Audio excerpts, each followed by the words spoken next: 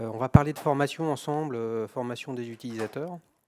Donc je vois un réflexe bien naturel, hein. Si on était une classe de formation ou un amphithéâtre à l'université, il y a peu de monde au premier rang, hein. Donc ceux qui veulent s'avancer, il y a des places, il y a des places devant. Je suis très heureux d'animer cette session parce que l'année dernière, j'avais animé une session sur un sujet qui était assez proche, toujours sur la formation des utilisateurs. Et il y avait grosso modo 2 fois moins d'inscrits et 2 fois moins de personnes présentes. Ce qui me fait dire que la question des usages et de la performance individuelle des salariés est devenue quelque chose de plus important dans vos organisations. Avant de démarrer et de me présenter, je voudrais juste faire un tour d'horizon de qui est dans la salle, donc qui a plutôt un job IT, DSI, technique. D'accord, donc un gros 50%. Est-ce qu'il y a des gens des métiers, ressources humaines, formation, etc. Peu. Ah, quelques-uns quand même. Et je pense est-ce qu'il y a des partenaires de l'écosystème Microsoft? Ok, donc principalement une population IT. Ok, donc moi je suis Xavier Sillon, je suis un des fondateurs et le président de Vodéclic. C'est à ce titre que j'anime cette conférence. Donc j'ai fait un choix de faire une session plutôt conceptuel pour essayer de vous faire avancer et comprendre pourquoi les enjeux que vous avez face à vous dans la transformation digitale et qui, au regard du sujet de la session, concernent votre future, prochaine ou actuelle migration sur Office 365. J'ai voulu la faire conceptuelle et pas orientée sur notre produit, notre solution. Si vous voulez en savoir plus dessus, vous venez nous voir au stand G12. On a toutes nos équipes qui sont présentes sur place. Donc je vais plutôt me concentrer sur essayer de vous expliquer pourquoi c'est un vrai enjeu, la formation et donc la performance individuelle des salariés. Puis je partagerai avec vous un certain nombre de cas clients sur Office 365 et des clients qu'on accompagne dans la durée. Donc cette session va durer 50-55 minutes, enfin 40-45 minutes de présentation et puis 10-15 minutes de questions-réponses que j'espère qu'il y en aura beaucoup, on pourra échanger sur le sujet. Quelques mots juste rapidement sur Vodéclic. Vodéclic, c'est une solution de formation en ligne qui est intégralement dans le cloud. On produit nous-mêmes des dizaines de milliers de modules de formation sur plus de 300 logiciels et apps. Donc on couvre toutes les composantes d'Office 365, que ce soit en ligne, sur un Mac, sur un PC, sur une tablette. On propose des exercices, des évaluations, etc. Toute une batterie d'analytics et de reporting pour les DRH. Et les responsables formation, et puis de nombreuses API de façon à intégrer les différents écosystèmes techniques qu'il y a dans vos organisations, et bien sûr l'Active Directory, que ce soit en direct ou sur la DFS. Notre solution est en 6 langues, et vous verrez que je partagerai avec vous la vision que moi j'ai de l'impact du cloud sur les organisations, et pouvoir adresser pour celles et ceux qui travaillent dans des entreprises de taille mondiale ou avec un footprint à l'international, il y a un vrai sujet de développement des compétences pour des salariés qui ne sont pas francophones. Quelques mots sur, on peut dire beaucoup de choses du cloud. Moi, je suis dans un métier qui touche la performance de l'utilisateur. Donc, je voulais juste partager avec vous que le cloud, pour nous, chez Vodéclic, c'est que c'est plus vous qui décidez ce que les salariés utilisent dans vos organisations, mais c'est eux. Vous pouvez décider ce que vous achetez, vous pouvez décider ce que vous déployez, vous pouvez décider beaucoup de choses, mais s'ils ne veulent pas utiliser les technos que vous leur mettez à disposition, eh ben, ils vont en utiliser d'autres, à commencer par celles qu'ils ont sur leur propre device personnel. Je vous rappelle qu'il y a encore quelques années, la plupart des boîtes fermaient le port du streaming et que personne ne pouvait aller sur YouTube parce que ça pompait de la bande passante sur votre réseau. Aujourd'hui, tout le monde s'en fout, quoi. On prend son smartphone, sa tablette, et puis on va sur YouTube au bureau. Donc tout ça sont des sujets qui sont clés. Donc le vrai client, le vrai, c'est l'utilisateur. Donc demain, votre migration sur Office 365, vous avez intérêt de vous préoccuper de la plus-value que vous allez leur mettre dans les mains, avec tous les outils et les services d'Office 365, mais votre intérêt, c'est qu'ils les utilisent. Sinon, vous aurez des lignes d'investissement à justifier et un ROI en termes d'usage qui n'est pas colossal. Une façon de commencer à parler de la problématique de formation des utilisateurs, je vais juste partager quelques verbatims qu'on voit sur le terrain sur pourquoi il ne faut pas le faire, de former des utilisateurs. Alors, je vous assure qu'on les entend. Le premier sujet, c'est ils finiront bien par s'habituer. Après, on parlera de ce que c'est l'habitude sur l'usage des technos et surtout sur les cycles de changement qui, dans un monde qui a démarré avec Windows 98 schématiquement et Office 2000, on était sur des cycles sur 5, 6, 7 ans de changement dans vos organisations, et voilà que le cloud, c'est beaucoup plus rapide. La formation coûte trop cher. Si vous allez voir un organisme de formation en présentiel, le tarif marché, c'est 400 € la journée, 800 € les 2 jours. C'est qui explique qu'en France, beaucoup d'entre vous sont dans le monde des technos. Donc dans les technos, il y a des obligations de formation liées à des certifications. Donc dans les entreprises technologiques, le taux de formation par salarié est toujours élevé. Mais si vous prenez tous les autres secteurs autres que dans les technologies, la capacité d'un salarié à accéder à une formation ne serait-ce une fois par an, c'est plutôt une fois tous les 10 ans. Alors si dans une TPE, c'est jamais. Si dans un grand groupe, c'est peut-être une fois tous les 3 ans, tous les 5 ans. Par contre, une fois qu'il a obtenu quelque chose, il va pas obtenir grand-chose. Il y a aussi la notion du helpdesk. Je ne sais pas comment vous êtes organisé, en interne, offshore, sous-traité ou pas, etc. A priori, le helpdesk n'est pas là pour régler des problèmes d'usage. Donc, allô, j'ai un problème avec Excel ou j'y arrive pas sur SharePoint ou je voudrais créer un compte privé sur Yammer. Le helpdesk n'est pas outillé, c'est pas dans son mindset, c'est pas dans la culture des DSI de faire progresser les gens sur ce sujet. Ils sont plutôt orientés sur les process, la sécurité, les imprimantes, le réseau, les patchs, les mises à jour, etc. Donc non, le service helpdesk ne va pas s'occuper de tout. La formation doit porter que sur les changements. C'est peut-être envisageable quand certains d'entre vous pourraient passer d'Office 2007 à Office 2010. Donc on parle d'Office 365, je vous rappelle que Office 2010 fait partie d'Office 365. C'est pas qu'une affaire de services dans le cloud et en ligne. Donc le changement ergonomique entre Office 2007 et Office 2010, c'est vrai et pas gigantesque. Par contre, entre Office quoi que ce soit et Office 2013, il est très important. Donc qui est encore sur Office 2010 dans la salle? D'accord. Est-ce qu'il y a quelques malheureux qui sont encore sur Office 2003? Il est temps de vous dépêcher, monsieur. De vous dépêcher. Vous avez Windows XP avec aussi? Ouais, voilà. Bon, vous avez bien fait de venir, vous devriez vous mettre au premier rang. Avant-dernier point, mes salariés ont la même chose à la maison. Office 2010 sur Amazon, 99 € si on a la promo qui va bien, ou si on explique qu'à 60 ans, on est encore étudiant, on l'a encore moins cher. Soyons sérieux. Vous ne pouvez pas dire à vos salariés, t'as Office chez toi, débrouille-toi, tout va bien. Ça, c'est pas possible. Même si maintenant, il y a un bout d'Office sur iPad et un bout d'Office sur un iPhone ou, pardonnez-moi, sur une surface pro ou pas pro de Microsoft ou de n'importe quel autre constructeur. Et puis le dernier, il y en a encore beaucoup. Il y en a encore beaucoup, vraiment. Mais ils ont besoin de rien. Tout le monde sait faire manipuler Excel, PowerPoint. Personne n'a de soucis sur Outlook, etc., etc. Eh bien, je partage avec vous quelques données d'études précises. Les deux premières, là, ne sont pas issues d'un cabinet qui éventuellement aurait pu être financé par un éditeur. Première stat sur le niveau d'incompétence perçu des salariés en Europe, c'est l'Union européenne qui a fait ça à l'époque où il y avait 27 pays dans l'Union. C'est une étude qui s'appelle Digital Agenda Scoreboard 2012. Ils ont fait l'update en 2013.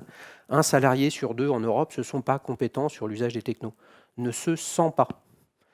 Et la différence entre je me sens pas et je lève le doigt pour aller voir mon manager ou la DRH pour dire j'ai besoin d'une formation à 800 € les 2 jours sur Office, il y a très peu de gens qui passent le pas et qui osent demander cette formation. Deuxième chose, les jeunes. Donc là, je vois, il y a à peu près toutes les générations. Donc en fait, les 3 générations d'utilisateurs de la bureautique, ceux qui ont démarré début des années 90, début 2000, début 2010. Ouais, mais les jeunes là, qui sont en train de faire les études, qui ont 18 ans, qui viennent d'arriver à l'université, quand ils doivent passer un certificat qui s'appelle le certificat informatique et Internet, il y en a 64% qui ne l'ont pas. Si vous voulez vraiment être démoralisé sur le niveau de performance individuelle, sur les technos qui ont un sens pour travailler, pas pour envoyer des tweets ou des Snapchat ou ce que vous voulez, WhatsApp, les mains dans le dos. Quelque chose qui sert à leur job, à leur performance plus tard dans leur activité professionnelle, il y en a 64% qui ne l'obtiennent pas. C'est des sources de l'éducation nationale. Et puis si on prend ce que nous explique IDC, mais ça aurait pu être Forrester, il y en a partout dans le monde, les études sont les mêmes, c'est que de plus en plus, on va tendre vers 100% de l'activité professionnelle nécessite des compétences informatiques, bureautiques, digitales. On a par exemple, chez Vodéclic, beaucoup de clients dans le retail.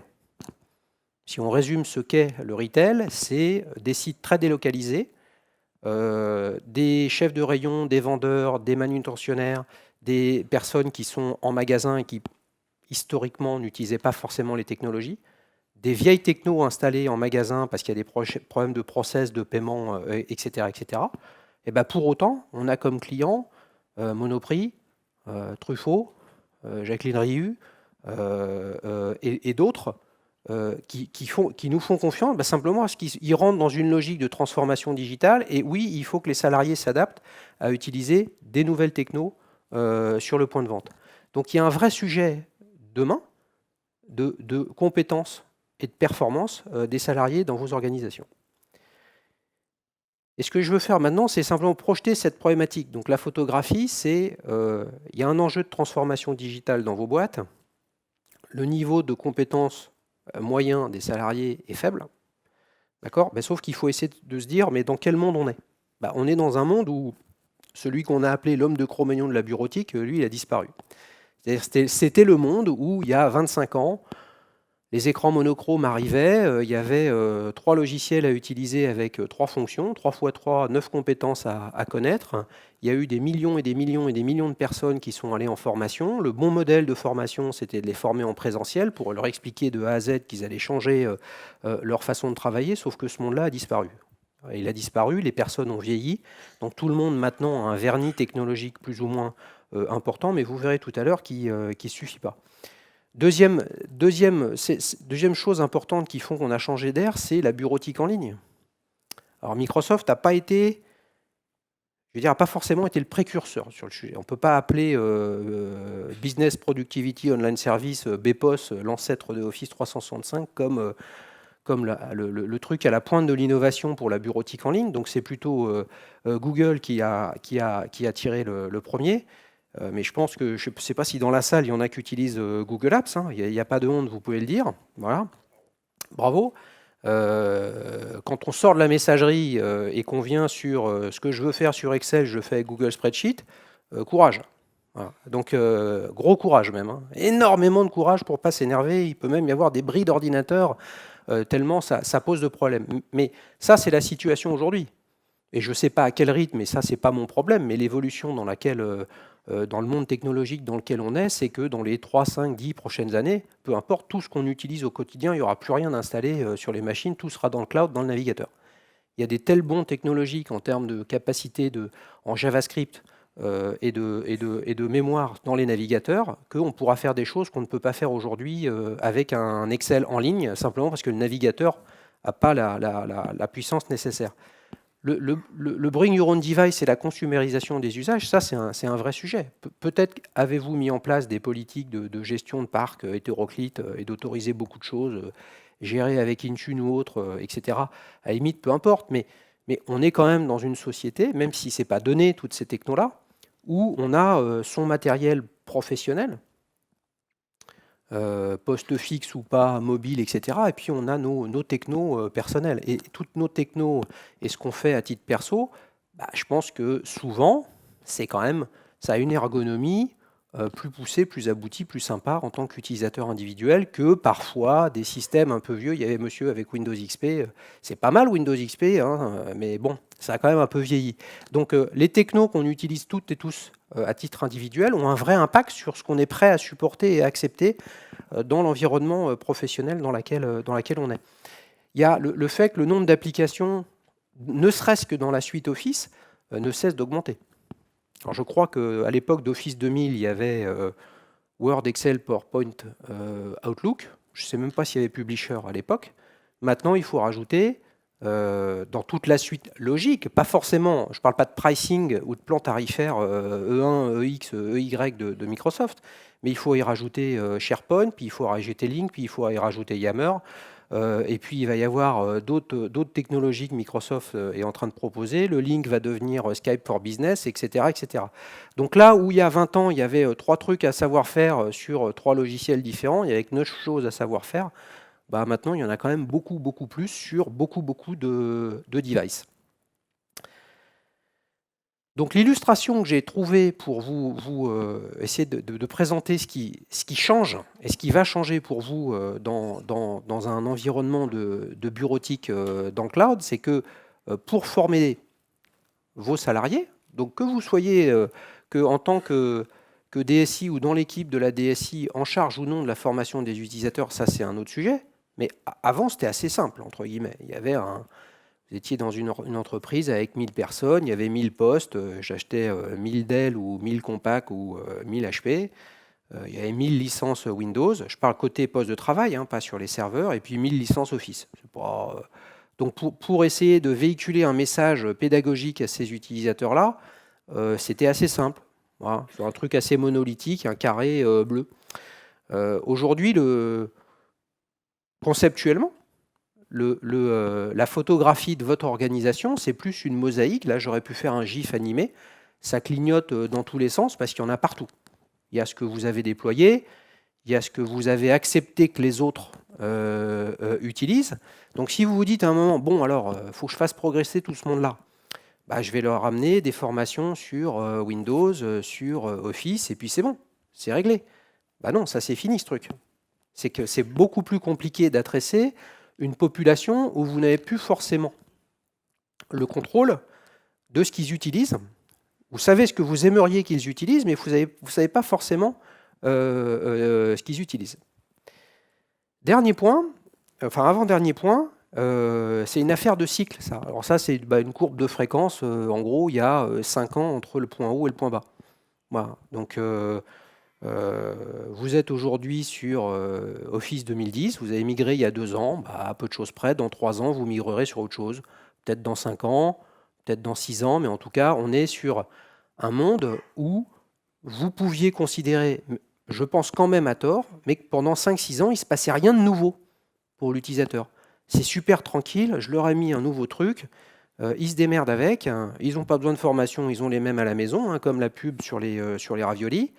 Mais ce monde-là, en fait, il va disparaître. Il va disparaître parce que le changement, comme disait un ex-candidat à la présidence de la République, le changement, c'est tout le temps. Et donc, la courbe de fréquence, là, j'aurais pu la faire beaucoup plus fréquente. C'est juste pour dire que le jour où vous dites « Ah, c'est cool, Excel Online, j'arrive à faire 2-3 trucs, etc. » Ben, manque de peau, Microsoft vient de faire une mise à jour. Et pas vous, il a décidé que l'ergonomie changeait, il a décidé de rajouter X, Y ou Z fonctionnalités additionnelles, et ça a un vrai impact sur la performance des salariés. Donc le changement, ce n'est pas tous les 5 ans, le changement, c'est tous les ans, c'est tous les semestres, c'est tous les trimestres. Microsoft n'aime pas publier et communiquer sur le sujet, donc j'ai absolument aucune idée à quel rythme ils veulent faire ça, mais avec un modèle où vous payez en E3 ou E4 en plan tarifaire 20 € par mois, 240 € par an, évidemment, leur modèle, c'est de faire que régulièrement, ils mettent en place des nouvelles fonctionnalités, des nouvelles ergonomies, des nouvelles intégrations qui font, vous vous dites, j'en ai pour l'argent que je dépense sur cette solution. Sauf que pour l'utilisateur, bah, au lieu qu'il ne se passe rien pour lui pendant 5 ans, bah, il ne va rien se passer pour lui pendant 3 mois, mais tous les 3 mois, ça va changer. Donc il faut que vous réagissiez là-dessus. Donc, encore une fois, conceptuellement, mais c'est pour vous projeter dans le temps, en fait, votre migration sur Office 365, c'est la dernière. C'est la dernière fois que vous étiez dans le monde du on-premise. Ça ne change pas pendant 5 ans. Vous rentrez dans un monde où le changement, c'est tout le temps.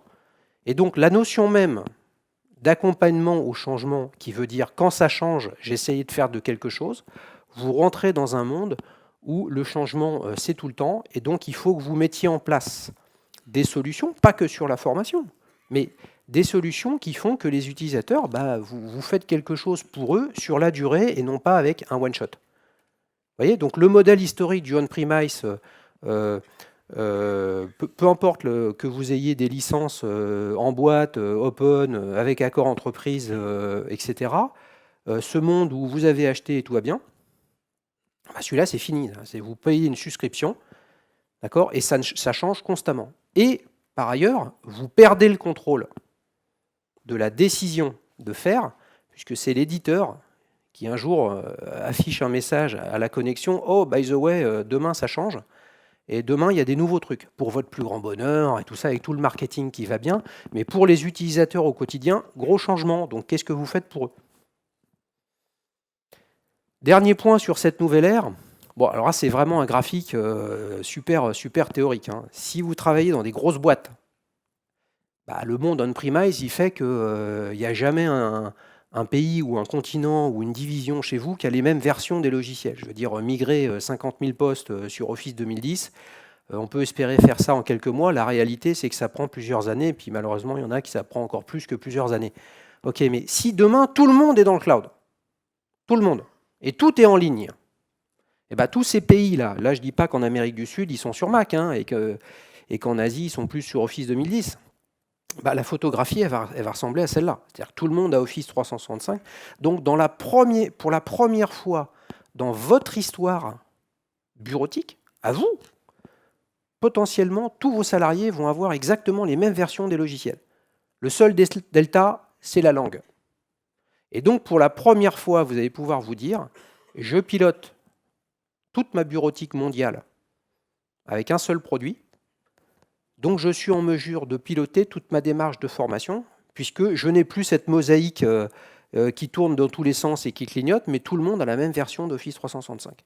Alors, sauf à dire que les éditeurs, là on parle de Microsoft, décident de faire des changements de version en ligne qui ne sont pas calés dans le temps dans les différentes langues, ce serait très surprenant, puisque si on regarde l'histoire de Microsoft Office, dès qu'ils font une release Gold qu'ils envoient aux OEM, c'est les mêmes pour le monde entier. Donc il n'y a pas de raison qu'il y ait de changement à ce niveau-là. Donc si je fais la synthèse, le monde va beaucoup changer, vous allez perdre le contrôle de quand est-ce que ça change, ça va changer fréquemment, ça va changer sur beaucoup de sujets, et de beaucoup de sujets, on va passer à énormément de sujets différents parce qu'il y a constamment des nouveaux trucs en plus qui se rajoutent, etc. etc. J'intègre pas là-dedans que Microsoft est une grosse boîte qui a beaucoup de cash et qu'ils ont beaucoup de moyens pour faire des acquisitions et sortir des nouveaux produits.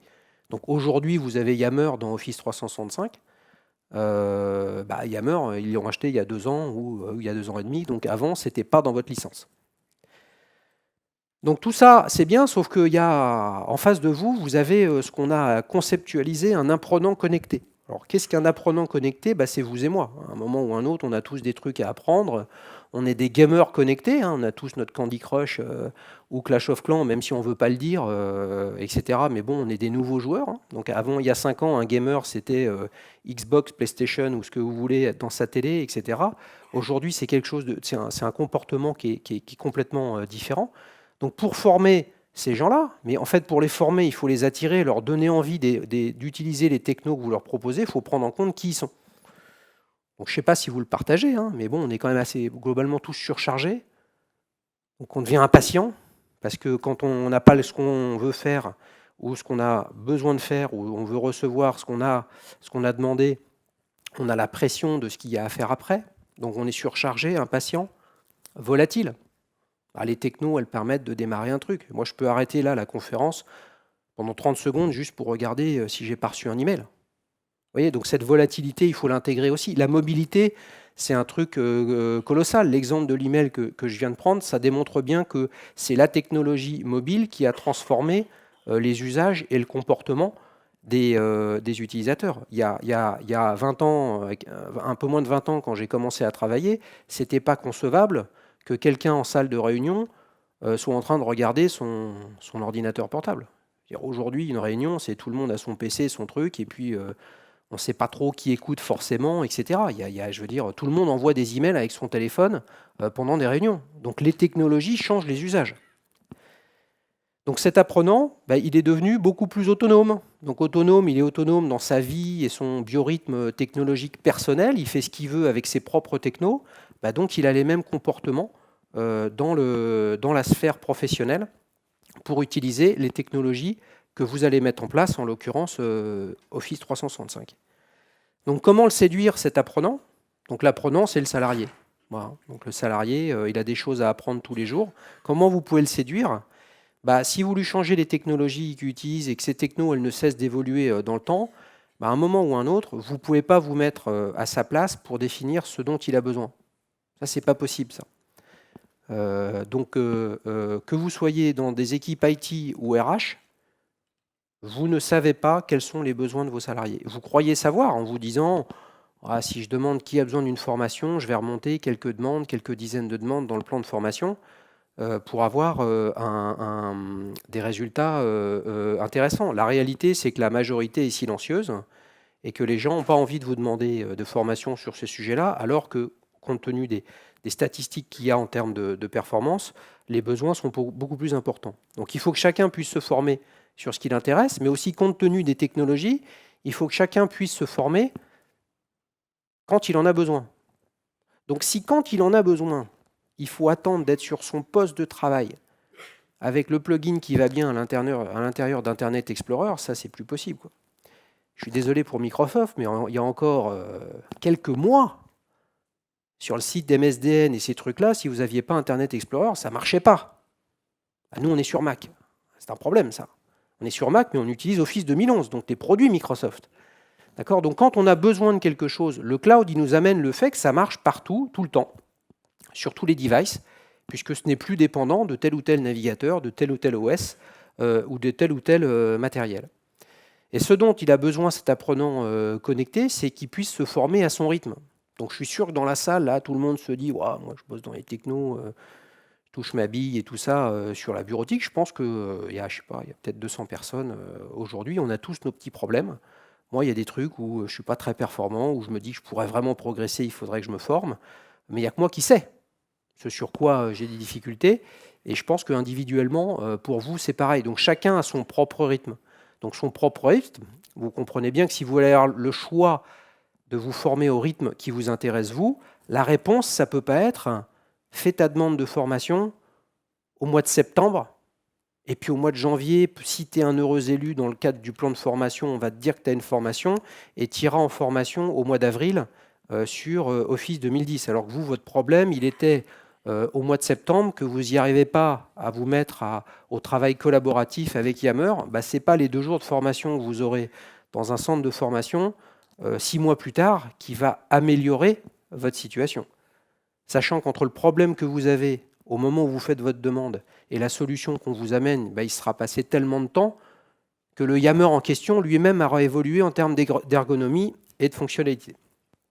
Alors d'un point de vue utilisateur, les 5 trucs que moi je peux vous recommander, il faut vous éloigner du système de la formation historique en France, l'unité de temps, de lieu, de sujet.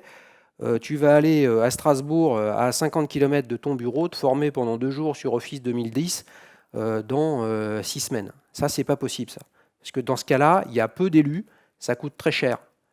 Là, vous êtes dans un monde où vous allez souscrire à un abonnement pour X dizaines, centaines ou milliers de personnes sur Office 365. Rentrez dans un mindset où les gens en ont besoin, et dans ce cas-là, chaque licence Office veut dire une licence d'une solution de formation. Celle de Vodéclic ou d'un autre acteur, ce n'est pas mon sujet, c'est pour ça que je vous disais que mon discours aujourd'hui est conceptuel. C'est chaque personne qui utilise les technos dans vos boîtes, elles ont des besoins, et il faut les adresser. Il faut que vous valorisiez l'autonomie. L'autonomie, c'est de ne pas prendre la problématique de façon top-down, c'est le management direct ou indirect ou fonctionnel qui sait et qui décide. Ce sont les utilisateurs individuellement, d'accord, qui doivent être en mesure de choisir et de former sur leurs problématiques à eux, quand ils en ont besoin et à leur rythme. Il y a peu de personnes des ressources humaines, mais il faut que vous mettiez à discuter sérieusement avec les DRH. Et ça, c'est un truc clé. Il y a un petit visuel, on vous a remis ce livre blanc d'ailleurs. Un des enjeux pour nous, quand on est face à un prospect ou un client, peu importe comment on l'appelle, c'est de comprendre quelles sont les relations qu'il y a entre la DSI et la DRH. Donc comprenez bien que la DSI, historiquement, c'est une affaire d'investissement. Et la DRH, c'est une affaire de gens. Voilà. C'est juste deux approches, deux sujets qui sont complètement différents. Donc nos clients, parfois, c'est la DSI qui paye, c'est la DSI qui déploie, parfois c'est la DRH qui paye, c'est la DRH qui déploie, et puis parfois c'est un mix de tout ça. Je pense que votre challenge dans la transformation digitale, et demain, d'ailleurs, il y a une session animée par Nathalie Wright et quelqu'un de chez Eiffage sur la transformation digitale. Elle est vraiment intéressante parce que elle démarre, en tout cas quand on voit le script, sur les problématiques de clients, puis après, elle vient sur l'interne.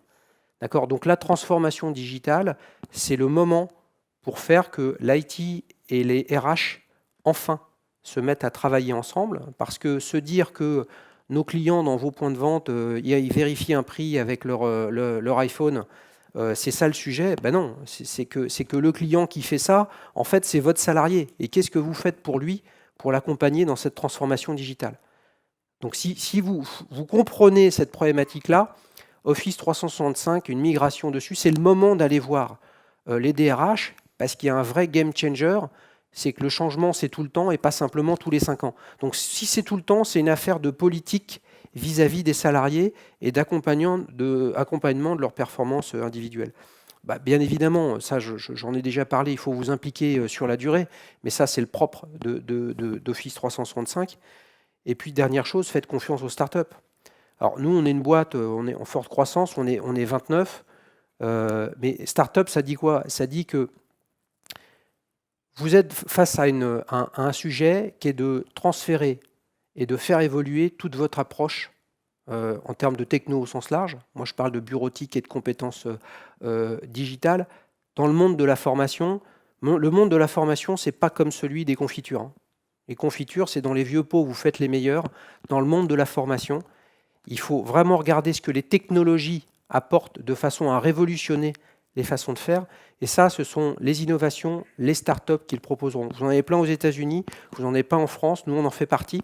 On est dans le classement de Deloitte Technologie FAS 50 en France et FAS 500 IMIA comme faisant partie des entreprises de technologie en plus forte croissance. C'est grâce à vous, entre guillemets, grâce aux clients qui nous font confiance. Donc sur ces sujets-là, faites confiance à l'innovation. Je vous propose 3 livres blancs. Vous pouvez les télécharger sur notre site. Vous pouvez aller les chercher sur notre stand G12. Un sur l'incompétence digitale, un sur la transformation digitale et qu'est-ce que ça signifie pour les équipes ressources humaines. Et le dernier qu'on a sorti sur le micro-learning, puisque ce qu'on propose, nous, sont des modules de 3-4 minutes, droit au but. Vous voyez, un module de 3-4 minutes de formation, c'est comme faire 3-4 minutes de Candy Crush.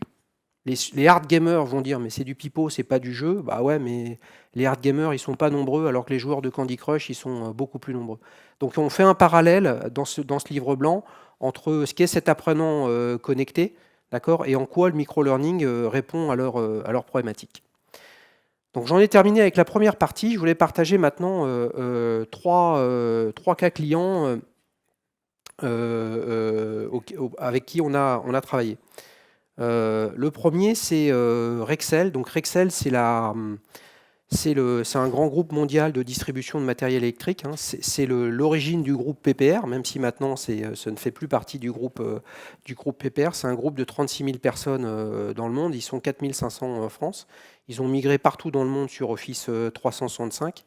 C'est un gros groupe qui est très décentralisé parce que fait d'acquisitions successives dans leur histoire. Et ben, migrer sur Office 365, c'est un des éléments de cohésion et de création d'une culture d'entreprise de façon à faire que chacun se sente faire partie d'un groupe. En France, il y a 4 500 personnes. On a démarré avec eux, il y a un peu plus de 8 mois, dans le cadre du plan de formation. 110 personnes avaient levé le doigt pour dire j'y arrive pas en bureautique, j'ai besoin de progresser, etc., etc. Eh bien, 4 mois plus tard, dans le cadre de leur stratégie et de toutes les actions qu'ils veulent mener en termes de transformation digitale, donc leur baseline, c'est de dire l'énergie 2.0, d'accord ? Eh bien, on a fait un true-up, selon le jargon microsoftien, de 110 licences à 4500 licences pour couvrir les besoins de tous les salariés en France. Parce qu'ils se sont rendus compte que faire un mouvement de la bureautique dans le cloud avec Office 365, ça n'avait pas de sens de le faire s'il n'y avait pas un accompagnement individuel de chacun via une solution en ligne qui véhicule les mêmes gènes qu'Office 365.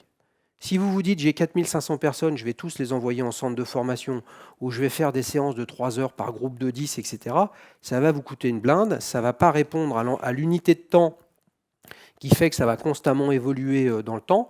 Donc il faut avoir une solution de formation qui est cohérente avec la solution Office 365.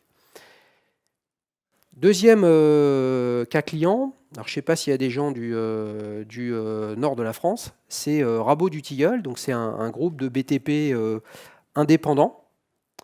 Ils sont un petit peu plus de 2000, familial, donc c'est un groupe centenaire. Donc quand on parle de techno et qu'on dit BTP, groupe familial, centenaire, ça paraît moins technologique qu'une entreprise dans le secteur de l'IT ou des technos, etc., etc. Et bien pour autant, eux, ils se sont dit, nous, il faut qu'on se reformate en termes de technologie et d'usage. Donc, ils ont un DSI jeune et très porté sur l'avenir et visionnaire, et qui s'est dit, on va migrer sur Office 365 et on va greffer Yammer dans l'organisation. Et ben, cet enjeu-là, en se disant, il faut changer nos façons de travailler, il faut travailler de façon plus collaborative, d'accord ? Et ben, ils se sont dit, sans que nous, on ait leur expliqué, c'est très au point sur ce sujet-là, qu'ils ne pouvaient pas essayer de changer les façons de travailler dans le temps de leur organisation, d'accord, s'ils ne changeaient pas leur façon de former les gens. Donc quand on veut travailler de façon collaborative, ce n'est pas un one-shot, c'est quelque chose qui est dans la durée. Et ben, la formation, c'est la même chose. Donc on a fait ça avec un partenaire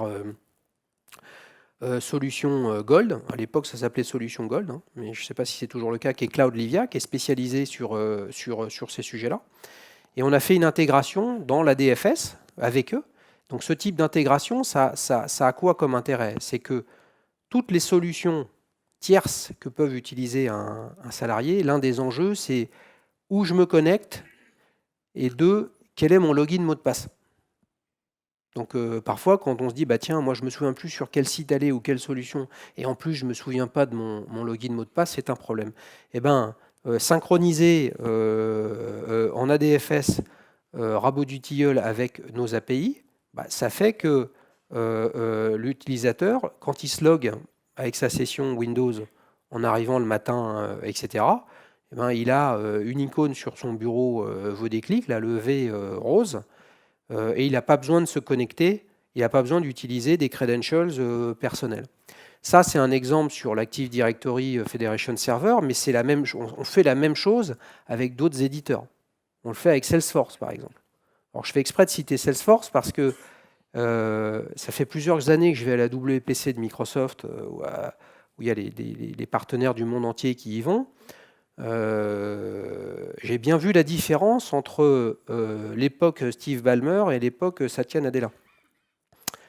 Avant, Salesforce, c'était la no-profit organization, c'est le no software, c'était le no-profit, c'est-à-dire c'est des gens qui sont mauvais, qui ne gagnent pas de fric. Sauf que l'été dernier, avec Satya Nadella, Salesforce, c'était le partner. Donc il y a un vrai changement chez Microsoft aussi de regard sur le tissu concurrentiel. Et ce changement, il est assez logique, hein. Il y a plusieurs écosystèmes technologiques dans le monde majeur, dans le monde de l'entreprise. Salesforce en est un, Microsoft en est un, VMware en est un, etc., etc. Ces gens-là, il faut qu'ils s'interconnectent ensemble. Et donc l'interconnexion dans le cloud, c'est un truc clé. Donc notre solution était dans le cloud. On fait tout pour être connecté avec l'écosystème ou les écosystèmes dominants sur la machine d'un utilisateur. Dernier cas client, Altarea Cogedim. Donc ça, c'est un acteur dans l'immobilier et dans les centres commerciaux, mais qui a également racheté Rue du Commerce. Donc vous voyez aussi ça, c'est aussi un des sujets de la transformation digitale, c'est je gère des centres commerciaux, mais j'achète un éditeur, un site de e-commerce parce que je veux faire des liens et des ponts entre ce même client qui est un client en ligne mais qui peut être un visiteur de ma galerie marchande. Eh ben, c'est un groupe avec 3 entités distinctes et leur choix de façon à les fédérer, à un moment ou un autre, c'est de les fédérer à partir de l'IT. Donc ils ont tout migré avec un plan, juste la messagerie, avec un plan E1 sur Exchange Online. Et pour eux, ils se sont dit, mais une fois qu'on fait ça, on a une opportunité, c'est de faire pour la première fois du e-learning. C'est une entité qui n'avait jamais fait de formation en ligne. Et l'intérêt de faire ça, c'est de se dire, je vais pouvoir réussir une première opération de formation. Je vais faire quelque chose en ligne qui touche tout le monde pour accompagner un changement de mode de fonctionnement en termes d'usage bureautique, de façon à créer une autre culture autour du digital dans cette organisation. On a d'autres clients, etc., qui nous ont fait confiance. Avant de démarrer la partie questions-réponses, juste rapidement, je ne sais pas si vous connaissez cette phrase d'un philosophe américain des années 60 sur « The medium is the message ». Alors, the medium is the message, ça veut dire que parfois, souvent, le contenu de la communication que vous faites n'est pas ce qui est le plus important. Ce qui compte, c'est le média que vous utilisez. Donc, vous, DSI, vous voulez montrer à vos concurrents, à votre management, à votre marché, d'accord, que vous êtes innovant, d'accord. Donc, vous allez dans la bureautique, dans le cloud avec Office 365. C'est la même chose pour la formation. Si vous voulez dire à vos salariés, d'accord, j'ai compris et j'anticipe le monde dans lequel je vous projette et avec ces nouveaux usages et avec ces nouveaux outils, eh ben, je vous mets en place une solution de formation pour vous montrer que je suis là pour vous accompagner dans le temps. Et c'est là où le DSI, il faut qu'il travaille avec le DRH pour réussir sur ce point-là. Il nous reste 5-10 minutes pour des questions-réponses. Qui est-ce qui commence ? Ça, je parlais du centre de formation, hein. Il y a ceux qui se mettent derrière, il n'y a pas beaucoup de monde devant. Donc, le plus dur, c'est de démarrer avec la première question. Pardon ? Alors, comment ça se passe ? Alors, oui, au-delà de l'intégration, nous, on fournit une solution clé en main en ligne où chaque utilisateur va se connecter avec son compte Office 365 et va accéder à toute notre librairie de contenu de formation sur toutes les composantes installées d'Office 365, Office 2010, Office 2013, Office Online, Office pour iPad, et tout ce qui touche à SharePoint, Yammer, Lync, etc., etc. Et ces contenus-là sont constamment mis à jour avec des nouveaux contenus qui correspondent aux évolutions de la solution Office 365. Donc vous pouvez le qualifier, pour ça que je parlais d'autonomie, c'est de l'auto-formation. Ça répond à votre question ?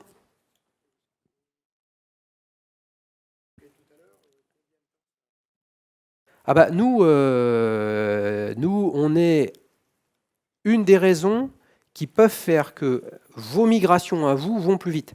Parce que vous n'êtes pas impacté par le temps de formation des utilisateurs, puisqu'à partir du moment où nous, on a soit un fichier des utilisateurs, soit une connexion avec l'Active Directory ou avec un LMS, etc., etc., pour nous, c'est une solution plug and play qui est dans le cloud.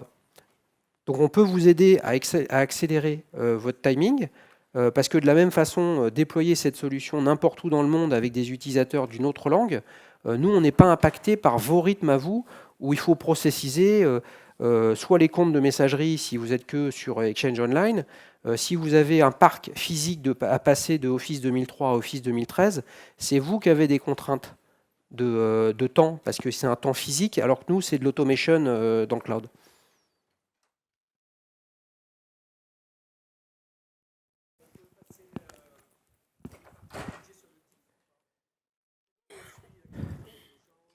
Alors, le DIF, maintenant le CPF, hein, d'accord, c'est une démarche individuelle. Donc nous, on est un acteur de B2B, hein, on ne vend pas aux individus. Par contre, dans toute la solution qu'on fournit, elle comprend toute une plateforme d'administration, d'accord. Et en fonction déploiement de votre organisation, hein, avec un fichier ou avec un SSO, avec l'Active Directory, par exemple, on peut projeter un organigramme à 3 niveaux, d'accord, par zone géographique, business unit, niveau hiérarchique, etc., etc. Et on fournit tout un système d'analytics qui vous permet de savoir par groupe, par utilisateur, par pays, par région, par logiciel, qu'est-ce qui est consommé, c'est quoi les niveaux de difficulté, et c'est jusqu'à le plus petit grain d'information, le niveau de performance individuelle d'un utilisateur, combien de temps il a passé sur la plateforme, sur tel logiciel, quelle note il a eu à une évaluation, etc. etc. Et ces datas-là, vous pouvez soit les exporter sous format CSV ou XLS et pouvoir les traiter de votre côté, ou alors en batch, en XML, on vous les envoie dans un ERP, celui que vous voulez. Une petite troisième pour terminer? Ah.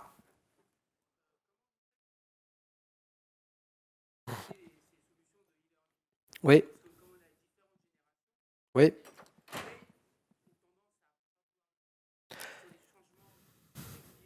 Oui.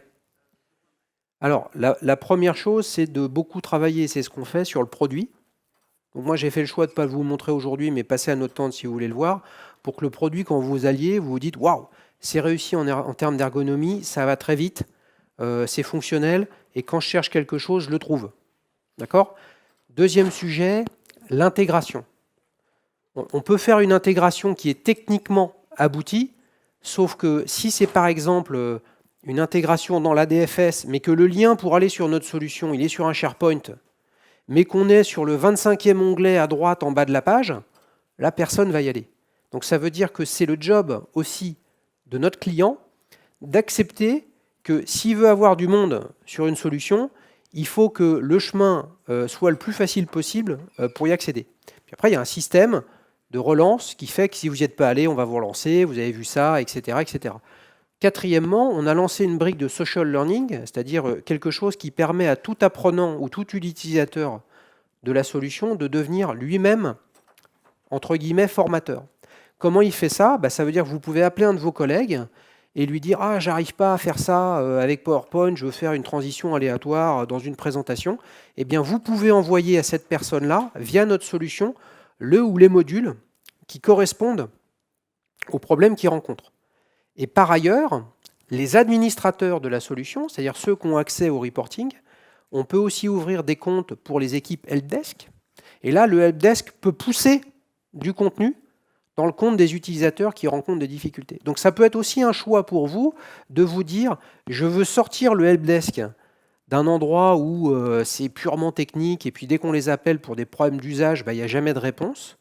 Là, vous pouvez demander à votre helpdesk de sélectionner les contenus qui correspondent à votre demande et vous allez les recevoir dans votre propre plateforme. Après, le cinquième point, c'est qu'on n'y peut rien si le client ne veut rien faire.